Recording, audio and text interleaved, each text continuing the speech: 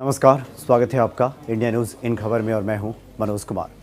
सार्वजनिक जीवन में उतरे किसी व्यक्ति का अपरिपक्व और बिना सोचे समझे दिया गया बयान कितना घातक हो सकता है, उसे कितना मुश्किल में डाल सकता है, ये राहुल गांधी से समझा जा सकता है।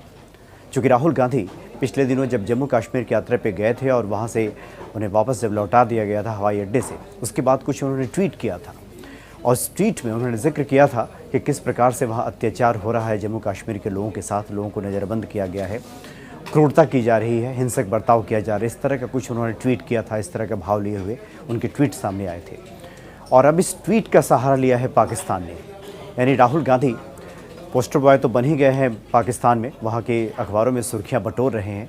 और इस ट्वीट का सहारा लेते हुए पाकिस्तान ने राष्ट्रीय सुरक्षा परिषद में एक चिट्ठी लिखी है और चिट्ठी का जिक्र किया है राहुल गांधी के इस ट्वीट का। और इसमें लिखा है कि राहुल गांधी कांग्रेस के एक बड़ी पार्टी के बड़े नेता हैं और वहाँ ये बात कह रहे हैं कि वहाँ पे हिंसक व्यवहार हो रहा है, हिंसक बर्ताव हुआ है, लोगों को नज़रबंद किया गया है, यानी मानवाधिकारों को कुचला जा रहा है। इस तरह का जिक्र पाकिस्तान ने राहुल गांधी के इस ट्वीट का सहारा लेकर किया है।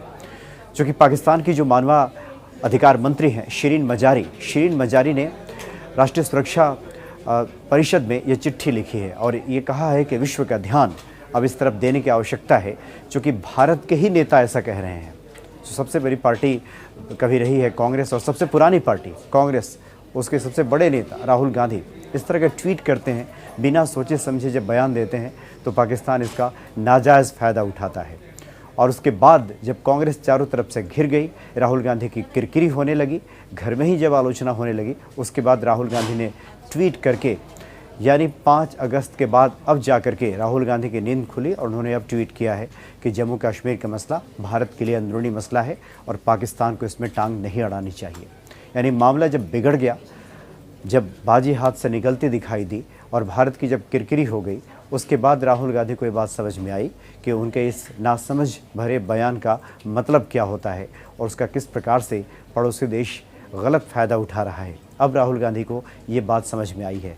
लेकिन खैर, इसका सहारा लेकर, इस ट्वीट का सहारा लेकर पाकिस्तान ने एक बार फिर से अब गुजारिश की है राष्ट्रीय सुरक्षा परिषद में कि इस मसले को देखा जाए, सुना जाए, जो कि कश्मीर में कश्मीरियों के साथ काफ़ी बुरा बर्ताव हो रहा है।